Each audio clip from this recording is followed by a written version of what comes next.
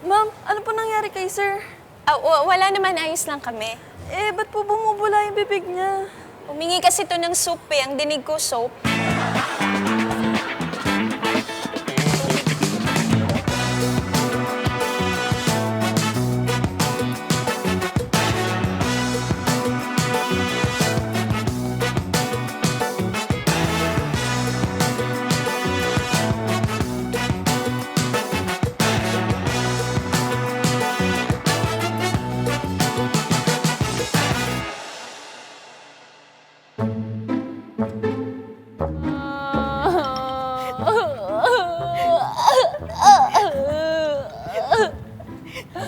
Bea, bakit ka umiyak? Sinong namatay? Patay agad? Baka naman, tears of joy yan! Sadie, walang namatay. At hindi rin tears of joy to happy. Nagdududa na kasi ako na baka may iba yung boyfriend ko. Talaga ba? Naku, niloloko kanyang jowa mo. Malakas ang kutob nating mga babae sa ganyan. Sadie, wag ka nang ganyan. Bea, ang pagdududa, patunayan na mahal natin ng isang tao. Ayan o, nag-like siya sa IG ng babaeng nakabikini. Talaga ba? Baka reregaluhan ka niya ng ganyang bikini, bagay kasi sa'yo. Oh. Alam mo, micro-cheating ang tawag dyan. Magla-like, magko-comment, magme-message, tapos magiging sila na. Bea, isang like lang yon, pero bilangin mo kung ilang beses niyang pinaramdam sa'yo na ikaw lang ang babae sa buhay niya. Pero kahapon, nung pumunta ako sa kanila, may panty sa kwarto niya. Talaga ba? Oo. Alam mo, sa side chick niya yan. Siguro tinanggal niya pagkatapos nila mag-sex, tapos naiwan sa kama. Baka naman mas komportable lang magsuot ng panty yung boyfriend mo kaysa brief. May mga ganun talagang lalaki. Pero nung nakita ko siya sa park kahapon, may kasama siyang babae. Talaga ba? Yan na nga yung side chick niya. Baka nag-meet sila sa park para mag-check-in sa motel. Or worst, baka sasamahan niya magpa-pregnancy test. OMG! Magpo-propose na siya sa'yo. Yung park, dun siya magpo-propose. Tapos yung babae, yun ang tutulong sa kanya para sa marriage proposal. Congrats, girl! Bea, sa akin ka makinig. Tanggapin mo nang niloloko ka ng jowa mo at tanggapin mo nang walang matinong lalaki. Bea, magtiwala ka sa boyfriend mo. Maniwala ka sa power of love. I-manifest mo kayo na forever. Alam mo, hayaan ko na nga siya. Baka naman nag-overthink lang din ako. Magmerienda na lang kaya tayo. Gusto niyo ng pizza? Ayan, ganyan nga. Mas piliin natin laging maging masaya. Pizza? Naku, nakakatabayan. Kaya kaiiwan ng jowa mo eh. Talaga ba? Pizza, perfect for celebration kasi malapit ka nang ikasal. Paano ka na? Mag-isa mo na lang sa mundo.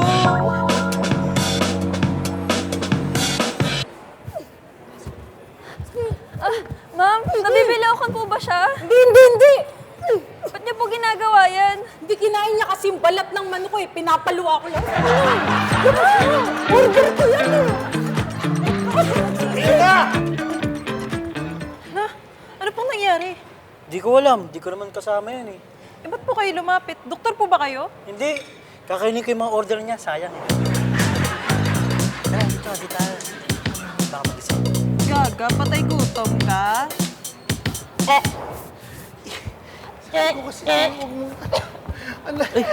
Sir, ano nangyayari sa kasama niyo? Ba't nasusuka siya? Magpo-propose kasi dapat ako sa kanya eh. Ano pong kinalaman nun sa pagsusuka niya? Nilagay ko yung singsing sa pagkain niya. Nakain niya yung singsing na lunok niya eh. Sorry. Congrats. Ay, hala. Excuse me? Nabilaukan po ba siya? Hindi. Ba't niyo siya ginaganyan? Tarantado to eh. Kapag may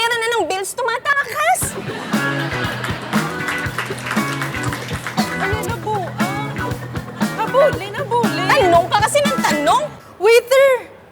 Waiter! Waiter! Waiter! Oh, bakit? Oh, ba't may dugo ka sa bibig? Nahiwa pa siya ng kutsilyo? Hindi! Hilaw pa tong manok nyo! Oh, tingnan mo, may dugo pa! Ano mo nga? Grabe! Yung pagiging introvert mo kasi. Kinain mo pa rin. Bali, pag nag-umpisa ka na bukas sa work mo, ito yung mga makakatrabaho mo. Tapos, dito ka mag-i-station pag nag-umpisa ka na ng work bukas. Thank you po, thank you po. Oo. Pero may napansin lang po ako eh. Bakit po ba basang-basa kayo? Ha? Bumabagyo kasi sa amin. Ang taas ng baha, lagpas tao. Eh bakit ka pa pumasok? Eh, pinapasok pa din ako ni TL eh. Matutuyo din naman daw ako. Ang dami daw kasing deadlines. Ganun ba dito? Pinapapasok pa rin kahit binahan na? Stricto kasi yung TL natin, kaya pinapasok pa din ako.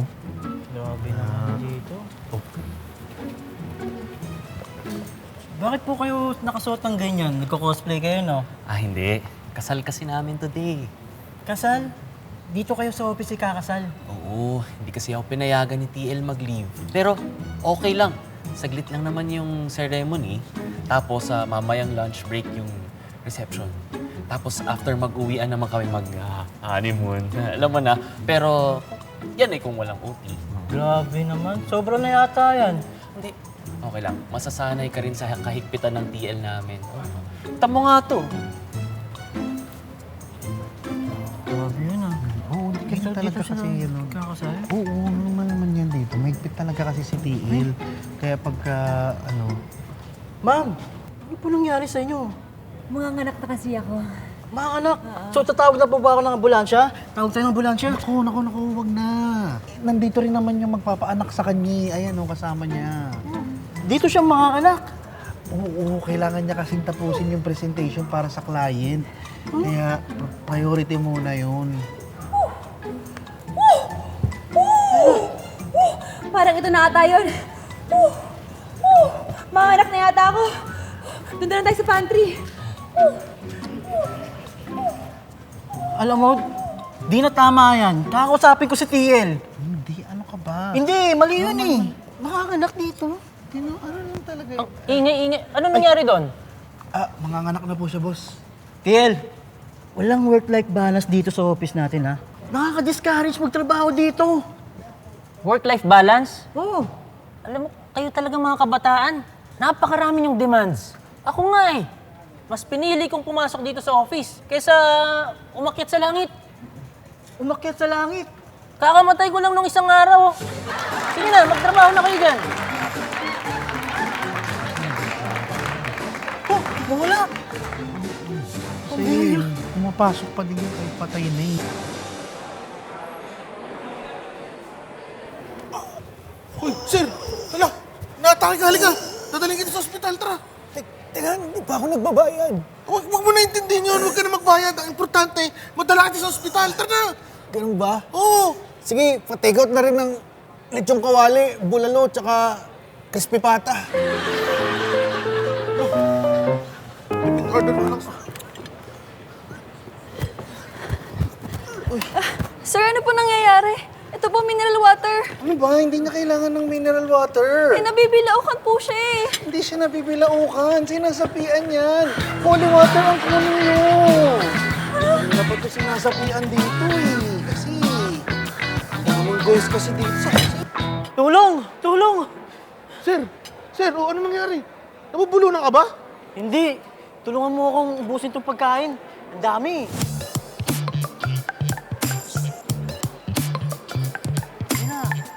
Waiter!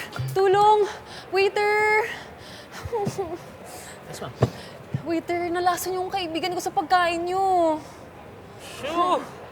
Napanood ko na yan. Gusto nyo lang makalibre sa bill nyo eh. Ba't mo nasabi? Eh, pang-5 na to sa nalaso, no? Ayan, no?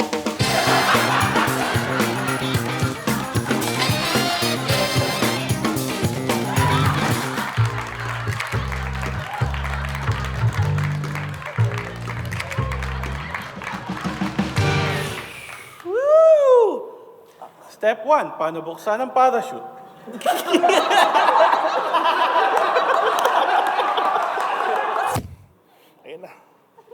Puta na wala.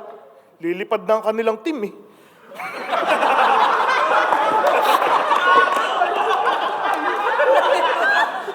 Okay, tara. Zumba tayo. 1, 2.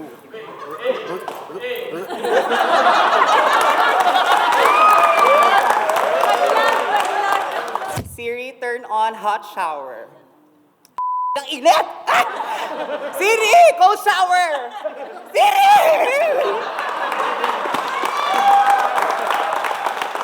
How to say you wanna go on a drink? Internet.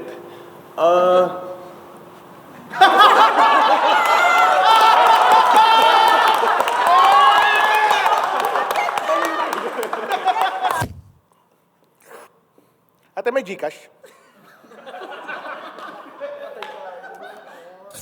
How to apply first aid? Huh? How to call 911? Huh?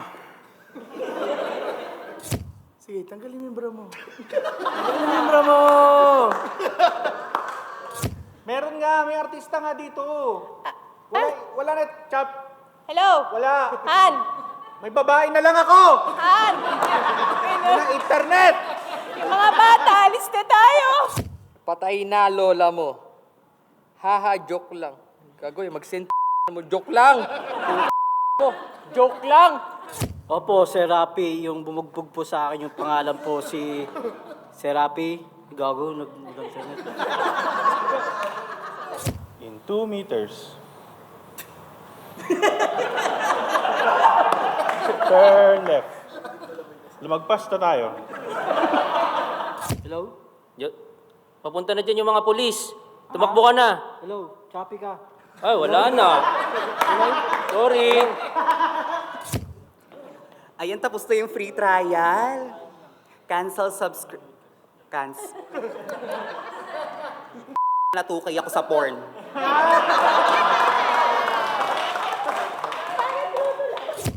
Pre, malapit na to, pre. Pre. Pre na ano, pre na... Puta, tigil. Wifi mo, ayusin mo yung wifi. Malapit na ako. Ito pre, tinan mo, galing talaga nila maglaro. 5 seconds na lang. 5, 4, 3, 2, ay yung internet! Hindi ko binayaran to! Tapos na ako! Binayaran mo! Aaminin ko na ang mga sangkot sa flood control. That's all.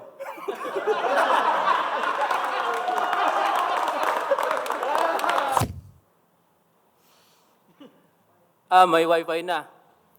My dear constituents,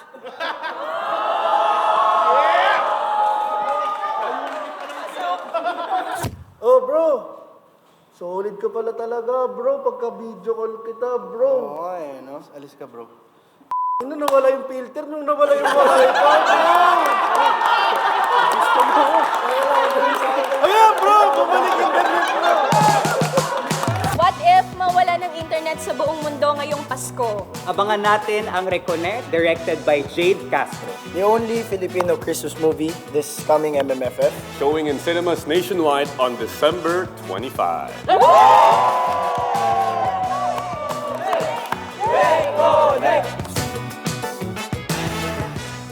Ba?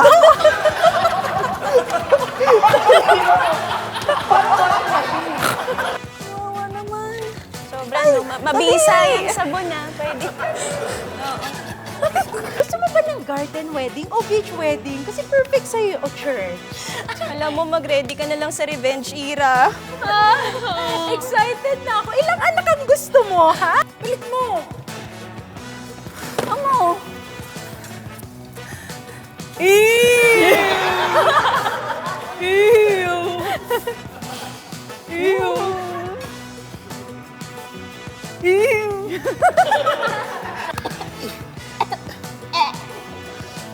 24 carats ba yan? Fake yata eh. Sige, matanggal. Repeat order ko lang, sir, no? Tsaka sisig. Lechong kawali, Mango shake. bulalo, Mango shake. crispy pata, Huwag mo kalimutan yung mango shake. mango shake.